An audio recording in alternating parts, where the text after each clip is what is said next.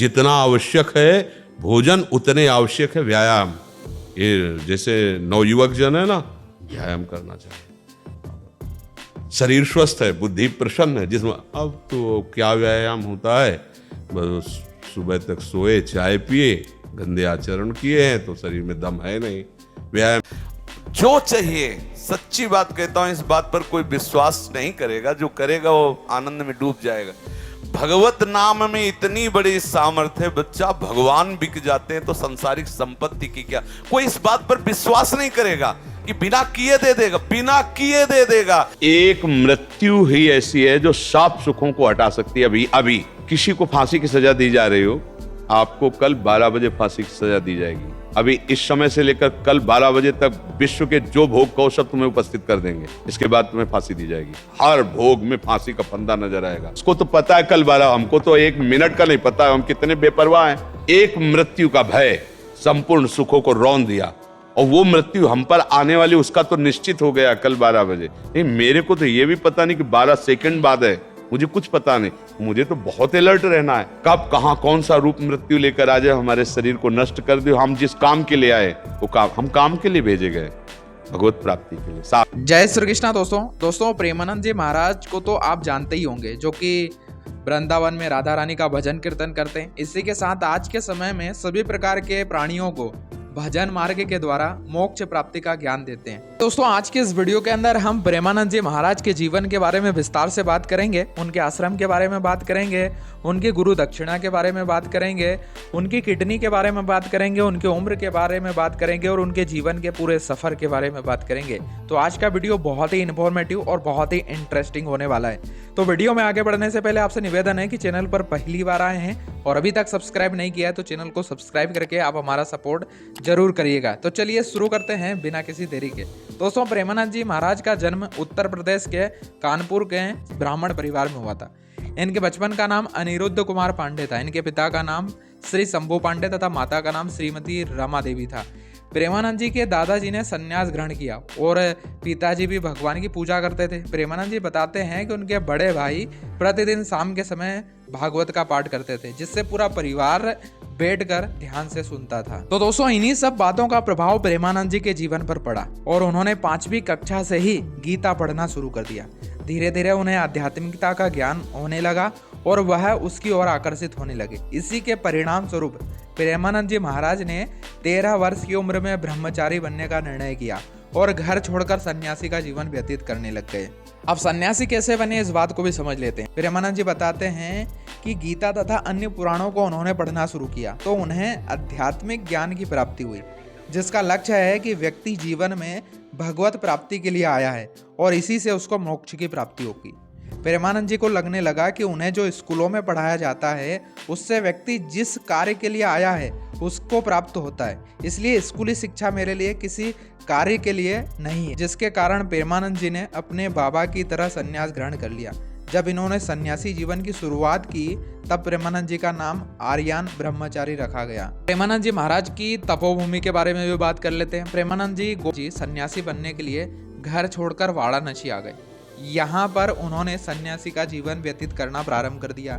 महाराज के सन्यासी जीवन की दिनचर्या में वह माता गंगा की लहरों में प्रतिदिन 3 बार स्नान करते थे और तुलसी घाट पर भगवान शिव और माता गंगा का ध्यान और पूजा करते थे।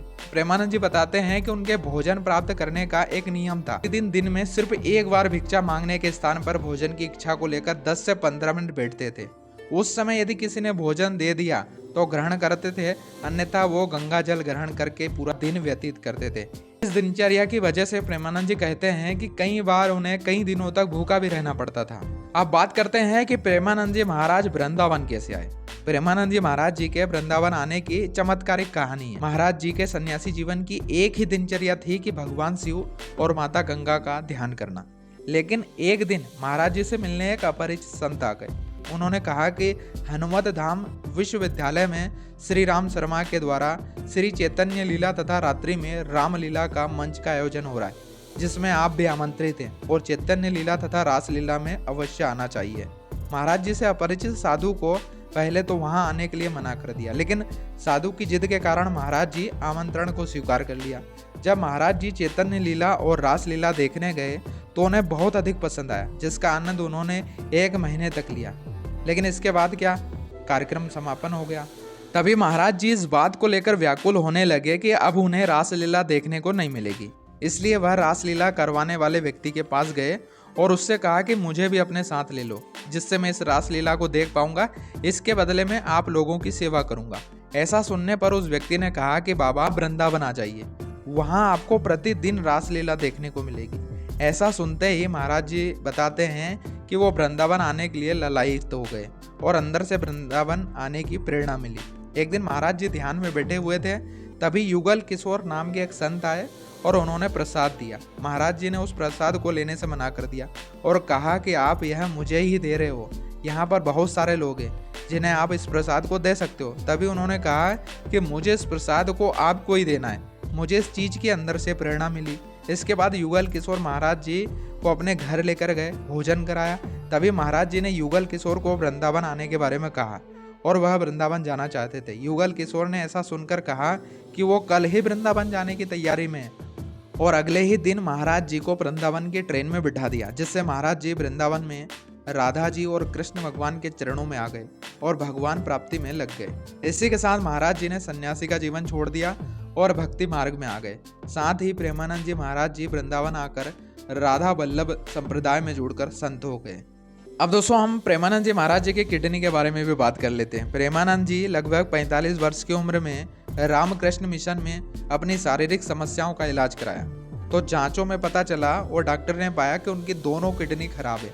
डॉक्टरों ने बताया कि उनका जीवन अधिक से अधिक 5 वर्षों का है, लेकिन महाराज जी बताते हैं कि उनके ऊपर राधा रानी की कृपा है। अब तक 17 वर्ष हो गए हैं और अभी तक जीवित है। लेकिन महाराज जी को किडनी की वजह से प्रतिदिन डायलिसिस करानी होती है, जिसकी व्यवस्था उनके आश्रम में ही की गई है।